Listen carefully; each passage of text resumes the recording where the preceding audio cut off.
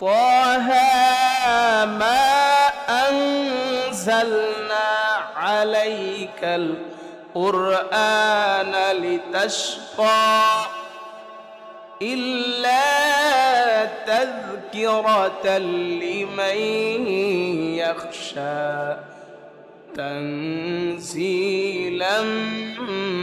ممن خلق الأرض والسماوات العلى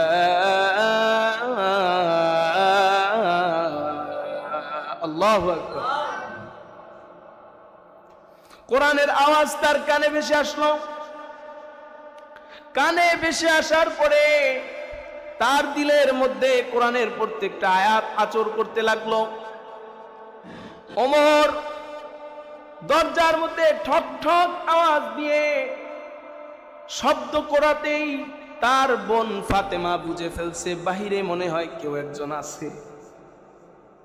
নিজের স্বামী এবং ওস্তাদকে বললেন, তারা তোমরা লুকায়া যাও, ঘরের বাইরে কে আছে দেখি। যখন দরজা ফাঁক করে দেখলেন তার ভাই ওমর নাঙ্গা তলোয়ার নিয়ে দাঁড়িয়ে আছে, তখন সে দরজাটা খুলে দিল। গত জুমায় আলোচনার মধ্যে ফাঁক রয়ে গেছে, ওমর রাদিয়াল্লাহু তাআলা আনহু ওই ওমরের হাতে তরবারি, তিনি তার বোনকে ঢুকেই প্রশ্ন ছাড়াই মায়ের শুরু করে দিয়েছে, কেন তুমি নিজের বাপ দাদার বংশে মুখে চুলকালি লাগিয়ে তুমি কেন মুহাম্মাদের দলে ঢুকেছ? কেন তুমি মুহাম্মাদের ধর্মের ভিতরে তুমি কেন ঢুকেছ? কেন কোরআন তেলাওয়াত করতেছো? তুমি তোমার ভাইয়ের ধর্মকে কেন ভুলে গেছো? নিজের বোনকে আর বোন জামাইকে মায়ের আর মায়ের মারতে মারতে মারতে মারতে বেহুশ করে ফেলেছে, কিন্তু তারপরেও তার বোন দুটি চোখ দিয়ে বুঝাতে চাইতেছে, ভাই আর মেরো না, কারণ হেদায়াত যিনি দেন তিনি কে? আল্লাহ তাআলা যদি হেদায়াত দেয় তাহলে ভাই তোমাকেও আমি ধরে রাখতে পারবো না। আমাকে তো হেদায়াত দিয়ে দিয়েছেন আল্লাহ। এক পর্যায়ে ওমর খুব ক্লান্ত হয়ে গেছে। ক্লান্ত হওয়ার পরে ওমর বলতেছে, বোন রে, কি এমন তেলাওয়াত করেছিলি, কি এমন কোরআনের আয়াত তেলাওয়াত করেছিলি, একটু আমাকে বল না, একটু আমাকে পড়ে শোনাও না। এই কথা বলতে না বলতেই বোন ওই অবস্থাতে উঠেই তিনি মনে মনে বলতে লাগলেন, আমার নবীজির দোয়া মনে হয় কবুল হয়ে গেছে, আমার নবীজির দোয়া মনে হয় কবুল হয়ে গেছে। সাথে সাথে কোরআনটাকে এনে নিজের হাতে লইয়া পড়তে শুরু করেছে।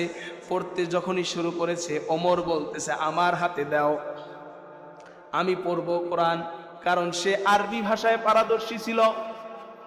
ওমরের বোন বলতেছে, না না, লা ইয়ামাসসুহু ইল্লাল মুতাহহারুন,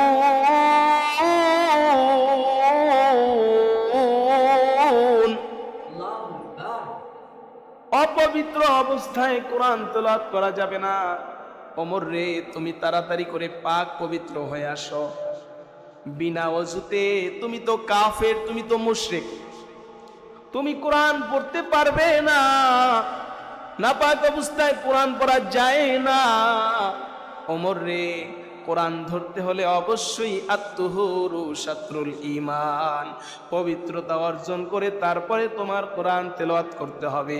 ওমর রাদিয়াল্লাহু তাআলা আনহু, ওমর দৌড় দিয়ে নাঙ্গা তলোয়ার রেখে ওযু করে গোসল করে এসে কোরআন পড়তে শুরু করেছে।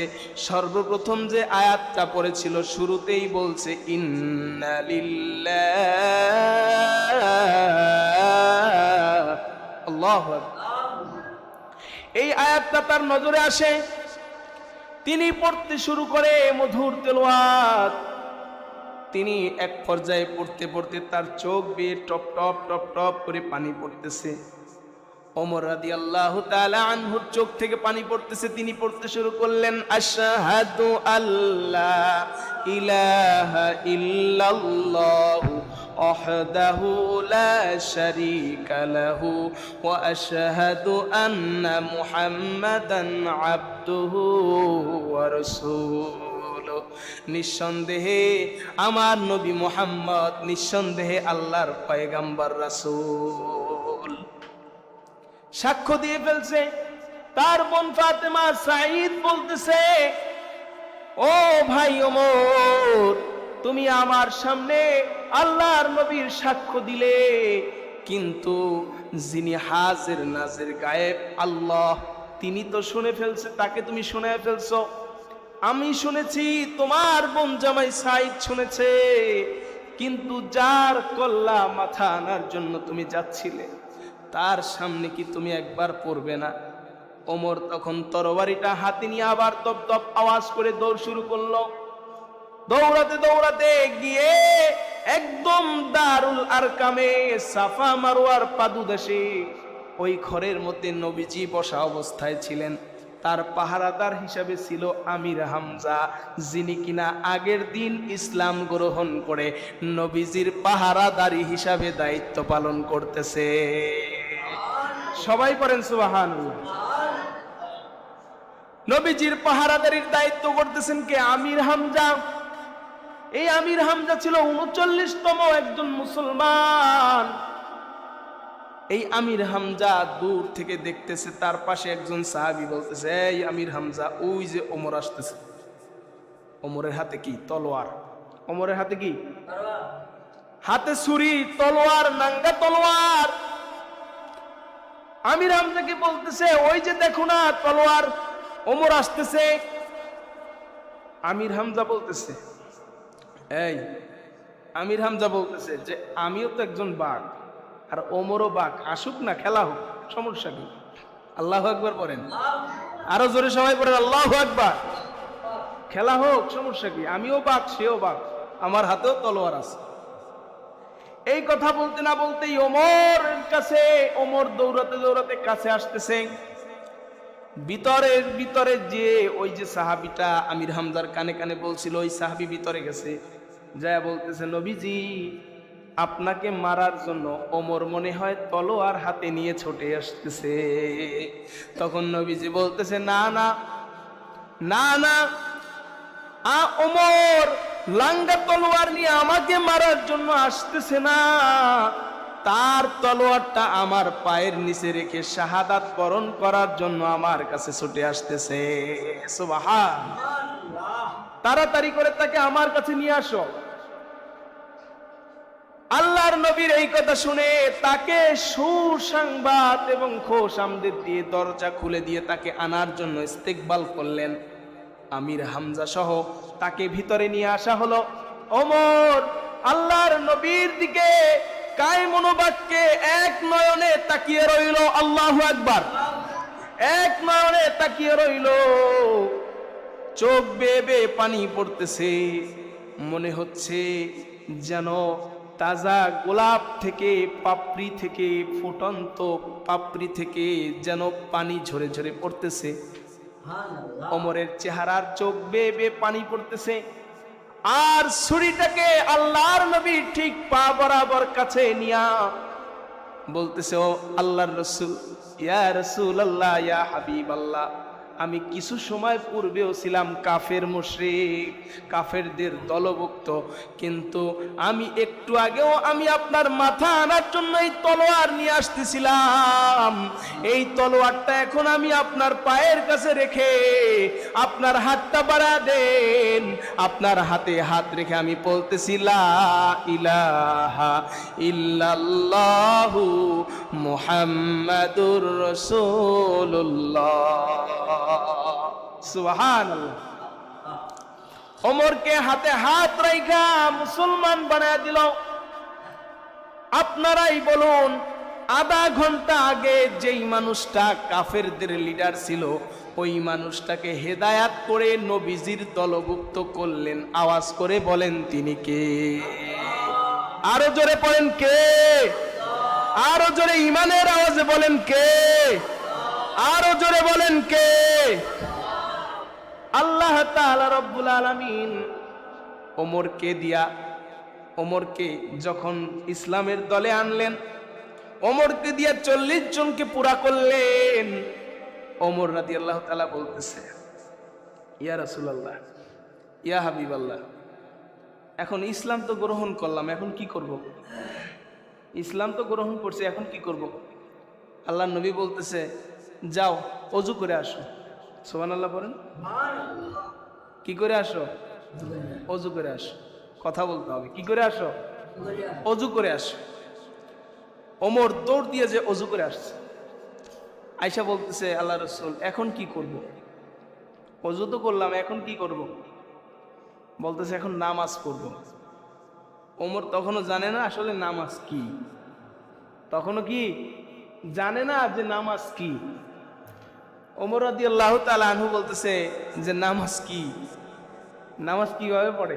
আল্লাহ রসুলকে প্রশ্ন করার সাথে সাথে আল্লাহ রসুল হাসি দিয়ে বলতেছে, আমি আপনি যদি হইতাম তাইলে জিগাইতাম ওমরের কাছে যে তরোয়াল নিয়ে হাঁটো, নামাজ কি এইটাই জানো না, ঠিক কিনা? তলোয়ার নিয়ে হাঁটো কিন্তু নামাজ কি সেটাই জানো না, এটাই হয়তো আপনি আমি বলতাম। তো আল্লাহ রসুল বলতেছে, ওমর, নামাজ হলো আল্লাহর সাথে সম্পর্ক, আল্লাহর সাথে আদাওয়াত, আল্লাহর সাথে দেখা করা, আল্লাহর সাথে সাক্ষাৎ করা। সুবহানাল্লাহ। নামাজ কি? আল্লাহর সাথে দেখা করা, আল্লাহর সাথে সাক্ষাৎ করা, আল্লাহর সাথে আদাওয়াত, আল্লাহর সাথে ইয়াত, আল্লাহর সাথে ঘনিষ্ঠ হওয়া, আল্লাহর সাথে বন্ধুত্ব হওয়া। আর যদি নামাজ পড়তে পারো তো তুমি জান্নাতি হয়ে যাবা। ওমরকে বলতেছে, তুমি এতক্ষণ পর্যন্ত জাহান্নামী ছিলা, এই মাত্র তুমি কালিমার সাক্ষ্য দিয়ে তোমার নামটা আল্লাহ তাআলা জাহান্নাম থেকে বদৌলত করে জান্নাতি দিয়া তোমার নামটাকে পুরা করে দিয়েছে। কি করে দিয়েছে? জান্নাত করে পুরা করে দিয়েছে। ওমর বলতেছে আল্লাহর রাসূলকে, নামাজ কি? নামাজ কি? আল্লাহ রসুল বলতেছে, নামাজ তো এই ব্যাপার, পড়তে হবে। আল্লাহ রসুল বলতেছে, এখানে পড়বো।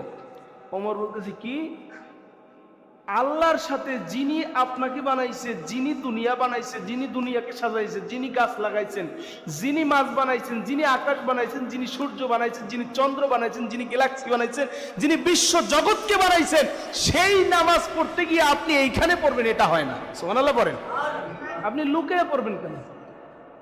আপনি নামাজ পড়বেন এই গাড়ে সুরে, আপনি এই সাফা মারোয়ার একদম দারুল আরকামে ঘরের ভিতরে লুকানো অবস্থায় কেন পড়বেন? তাইলে আমি ইসলাম গ্রহণ করে আমি ওমর তো আপনার দলে আসছি, আমি ওমর আপনার দলে আসছি, তাইলে আমি ওমর দলে আসার পরও যদি লুকাইয়েই নামাজ পড়তে হয়, তাইলে আমি আসার না আসা তো সমান। কথা কন না কেন? কথা বলেন ঠিক কিনা? যদি লুকাইয়েই নামাজ পড়তে হয়, তাইলে আমি আসার না আসা তো সমান। আজ থেকে এই দারুল আরকামে নামাজ হবে না।